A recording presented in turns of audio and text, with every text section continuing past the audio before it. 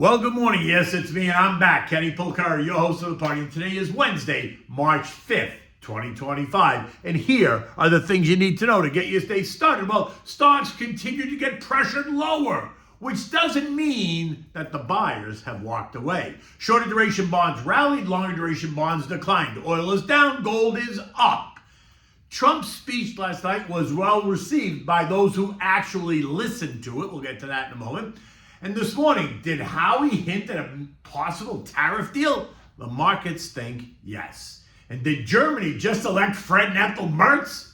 We'll get to that in a moment. And what do we have at dinner today? Well, it is Ash Wednesday, so we're going to try the lemon sole franchise, right? It's a great dish, and certainly it's a great dish to have on Ash Wednesday. Okay, and the hits keep coming. Stocks around the globe in Tokyo, Sydney, London, Paris, Frankfurt, Milan, Madrid, and New York continued to get hit in the past few days amid trade war jitters, economic uncertainty, worldwide geopolitical tensions, causing all this angst. As investors moved into shorter duration T-bills, short-term government money market funds, gold, which surged by $25 to end the day at $29.26 yesterday. In addition, while some investors chose to move out of stocks, there were plenty who chose to move into stocks. Remember, for every seller, there has to be a buyer.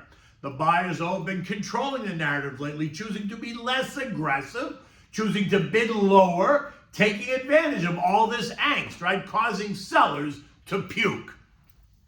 And that's always kind of a mistake. You have to look at it, right? You have to understand really why. Now, the Dow yesterday ended up losing 670 points or 1.5%. The S&P down 72 points or 1.2%. The Nasdaq down 65 points or 0.4. The Russell down 22 points or 1%. The Trend was down 323 points or 2%. Now, that's a reaction to an expected economic slowdown. The equal weight S&P down 80 points or 1.1%, while the Mag 7 lost 162 points. So it looks like we might actually have a correction that's starting. It's been more than 18 months since we got a 10% correction in the markets. The Dow now flat on the year, but it is down 5% off the highs. The S&P is down 1.8% and is for the year, and it's 6% off the highs. The Nasdaq is down 5.3% for the year and down 9.9% off the high, just flirting with correction territory, while the Russell's down 6.8% and 16% off the highs, putting that one well into correction territory. Of the 11 S&P sectors, though, we're seeing a different story. 8 of the 11 major sectors, 72% are higher on the year. Healthcare in the lead up 8%. Real estate up 5.8%. Consumer staples up 4.4%. Financials up 3.5%. Utilities up 3%. Communications up 3.5%. Basic materials up 2%. Energy up 1.5%, while industrials are flat. Weakness can be seen in tech, down 6%. And consumer discretionary, down 7%. And if we move down the chain a bit, we see weakness in the home builders, down 6% year to date. Retail down 11%. Airlines down 8%. Metals and miners down 2%. Semis down 6%. Aerospace and defense down 3.5%. I'm not really sure why. Exploration and production down 6.5%. You can go on, right? And we've seen some real price corrections in many of the favorite names. Names that everybody is in, names that have been the centerpiece of the strength in the market over the last couple of years. You know the ones, the Mag 7 and the other sexy tech names. And that index is down 18% off the December high, with individual names down even more. NVIDIA down 26%, Tesla down 46%, Amazon down 18%, Google down 16%, Palantir down 34%, AMD down 56%, MicroStrategy down 56%, Microsoft down 17%. Investors, traders, and algos seem to be concerned about the things that he campaigned on and the things he is doing. He campaigned on cutting the fat out of the government. He's doing that. Doge has identified massive waste. He campaigned on tariffs on Mexico, Canada, and China, and he imposed them, and that's no surprise. That's sparking retaliatory tariffs that intensified concerns over an economic slowdown. Again, no surprise. Fed fund futures are now pricing in 3 25 basis point rate cuts by Christmas 2025, with the usual suspect, the bears, calling for current market weakness to get worse before it gets better. He campaigned on closing the border, and he did that in just 40 days. Remember, we were told under the prior administration that they needed an act of Congress. He campaigned on ending the Russia-Ukraine war, and it looks like that's coming. Vladimir Putin has lost the war. Let's be honest. He was supposed to take Ukraine in 3 days. How'd that work out? And on the other side, Zelensky wants the rare earth development deal. And he's coming back to the table, signaling a renewed willingness to engage in negotiations after a freeze on U.S. military aid. Zelensky posting on X, right, which apparently is the new way of diplomacy, had this to say, and I quote, Ukraine is ready to come to the negotiating table as soon as possible to bring lasting peace closer. Nobody wants peace more than the Ukrainians. My team and I stand ready to work under President Trump's strong leadership to get a peace deal that lasts. Now, Trump also campaigned on lower oil prices, and guess what? The Saudis are going to raise production next month to bring more supply to the markets, and that is not because demand is surging. Demand is steady. He suggested to the kingdom that bringing down the price of oil will hurt Russia by slashing their oil revenues, and that too would help bring an end to the war. And by the way, it's also going to help global inflation because falling oil prices affect everything: transports, manufacturing, utilities, right? And in the end, that is a good thing, isn't it? So why, I have to ask, is all this hysteria? Is it just because all this is happening at once? Is it because no one thought he would be this aggressive? Or is it because he's not doing enough? Or is it because we can expect some pain as we pull back on spending and waste as these issues correct and global markets adjust? Look, could we see a slowdown? Of course we could. Could this get uncomfortable? Sure. Is that a reason yet for you to go as a long-term investor to light your hair on fire? Absolutely not. You have to take a step back. You have to look at the 10-year chart on the S&P as a long-term investor, which will show you that the S&P is up 178%, the Nasdaq's up 265%, the Russell's up 65%, the equal weight's up 120, the Mag 7 is up 2,200%. So what am I missing? Now I understand that a lot can happen in 10 years and that you may not be in the same place you were. Maybe then you were working and now you're retired. Okay, then your portfolio should reflect that. You should be appropriately invested for your age. You should not be way out on the risk scale. You should not be overweight technology, Harish. And if you're in your best earning years, then you should go all in. You got to be smart, but you should be all in the markets. Not necessarily in tech, but in the markets. Right? The lesson is talk to your advisor. Get comfortable sometimes with being a little bit uncomfortable.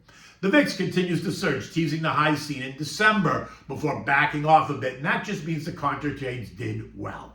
Right? The dog was up 1.5%, the SH up 1.3%, the PSQ's up 0.5%. The VIXY was up 2.6%, while the SPSX is the triple leverage short was up 3.5%.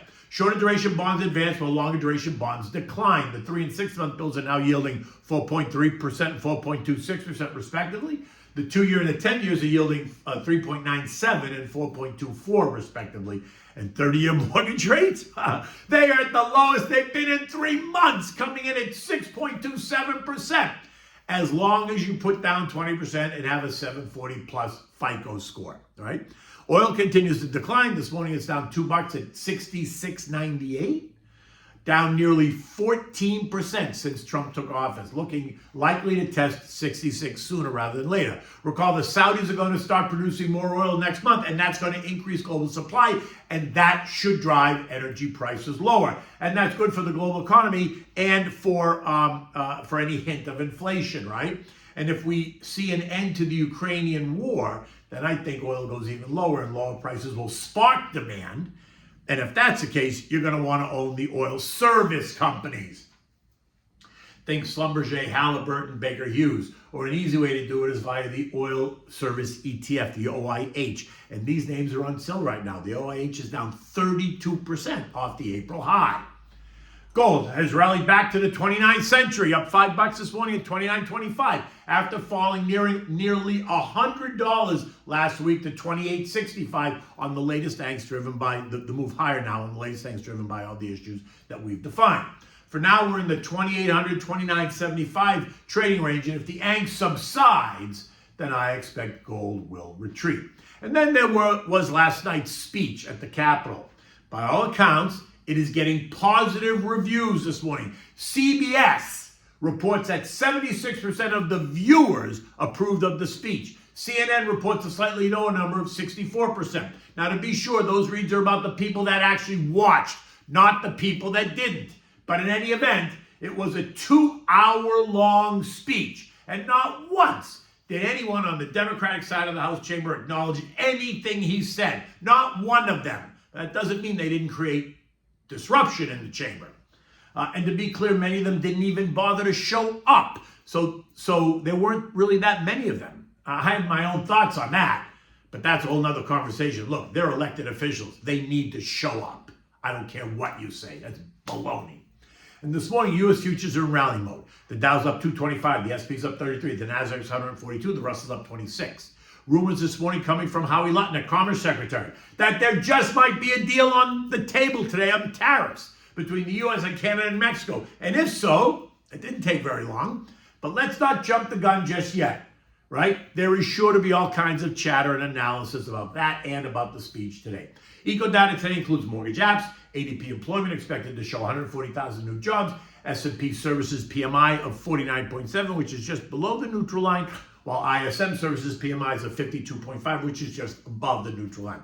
Factory orders of 1.7%, durable goods of 3.1%, right? And we're going to get the Fed's beige book at about 2 o'clock. And then Friday brings us the all-important non-farm payroll report, and that's also expected to show an increase of 143,000 jobs, with unemployment remaining at 4%. Average hourly earnings month over month up 0.3 and year over year up 4.1%. So let's just think about this for 1 second. The unemployment rate remains near historic lows at 4%, suggesting the labor market is strong. Wages are up, and estimates for S&P earnings growth are at 10% for this year and 12% for next year. Doge has found billions of dollars of waste. The war in Ukraine is about to end. Oil prices are in decline, and spring is just a couple of weeks away. So it's hardly a recipe for disaster. European markets this morning are all higher and higher substantially. Germany up 3.5%. Italy up 2.4%. France up 2%. Spain up 1.7%. The Euro stock's up 2.5%, while the UK is up 0.5%. Autos are up 3.4%. Construction, manufacturers, financials, and defense sectors all higher across the Eurozone. Germany is forming a new government as the Conservative and the Social Democratic Party come together. Friedrich Merz expected to be the next Chancellor of Germany. And that name reminded me of Fred Mertz. Do you remember him? You got to think of I Love Lucy. And if you don't, you got to go back and watch a couple of episodes. It's just classic. In any event, that political situation appears to be coming to a close, and that is good. The S&P closed at 57.78, down 71 points after testing as low as 57.32. Just 7 points away from the long-term trend line at 57.25. Now, I thought we were going to find support at 5800, right? We did for a little bit, but once it failed, the algos went into overdrive again, forcing stocks lower. This morning, it feels like we're going to retake 5800, and if we get good news on the Ukraine and or tariffs, then I suspect the algos and investors will go into the overdrive buy mode for today at least. Look, there is still lots to consider in the weeks ahead, so you need to stay awake. Remember, while the weakness can cause you to be worried in the short term, you are a long-term investor, so you need to stick to the plan. Right? Remember, you can always reach out to me. Go to the slatestone.com website, click on the Contact Us page, send me off an email, put KP in the message box, and I will certainly call you back. Otherwise, you can reach me at 561-244-2504. Now, today's Ash Wednesday, the beginning of the Lenten season for Christians around the world. And for Italians, it means no meat. So here it is, the lemon sole francese. Now, for Italians, it's no meat today, but then it's no meat on Fridays until after Easter. So for this, you're going to need 4 lemon sole fillets, about 4 to 6 ounces, whatever. You want to rinse them and pat them dry. You need all-purpose flour for dredging the fillets. You need 3 eggs. You need grated Parmesan cheese, salt and pepper, olive oil, and butter. For For the lemon sauce, you're going to need a half a cup of dry white wine. You know me, the Pinot Grigio Santa Margarita always works. You need the juice of 1 lemon. You need butter, fresh parsley that you're going to chop. You need more for garnish. You need salt and pepper and 1 teaspoon of capers. Place the flour in a shallow plate. Season it with a pinch of salt and pepper. Whisk the eggs. Add in the Parmigiana cheese and a pinch of the salt and pepper. Whisk that until it's all well combined. Now, pat your fillets dry. Season them lightly with salt and pepper on both sides. Then dredge each fillet in the seasoned flour, shaking off the excess flour, right? Dip the fillets then in the egg mixture, coating them evenly on both sides and letting any excess drip off. Now, in a skillet pan, in a non-stick pan, heat up some olive oil, at least 2 tablespoons of butter. Let it melt until the butter starts to foam. When that happens, you're going to add the fillets to the pan. You have to work it in bunches if you need to. If the pan is not big enough, you don't want to overcrowd it. You want to cook them for 2 to 3 minutes per side until they're golden brown and the fish flakes easily with a fork. Then remove those and put those on a warm plate and cover them with tinfoil just to keep them warm. Now in the same skillet, go back there, pour in the white wine and the lemon juice, scraping any bits that are off the bottom of the pan. Bring the mixture to a simmer, let it reduce by about half. It's going to take you 2 or 3 minutes. Then you're going to take another 2 tablespoons of butter. You're going to swirl it in the pan and mix it until the butter all melts and the sauce will thicken up a bit. You're going to add some chopped parsley and the capers, right? Toss it all around, season it to salt and pepper to taste just lightly. And then when you're going to serve this, you're going to take this lemon sauce and you're going to spoon it over the cooked sole fillets, right? Over the lemon sole fillets. You're going to garnish it with additional fresh parsley and serve it immediately with a large mixed salad. Easy, dressed in lemon juice and olive oil, seasoned with salt and pepper and dried oregano. Nothing complicated, just simple. Makes for an easy meal. It'll be a fan favorite. It's one of my favorites. I'm going to make it tonight. Look, it's Wednesday here in Florida. The weather is nice.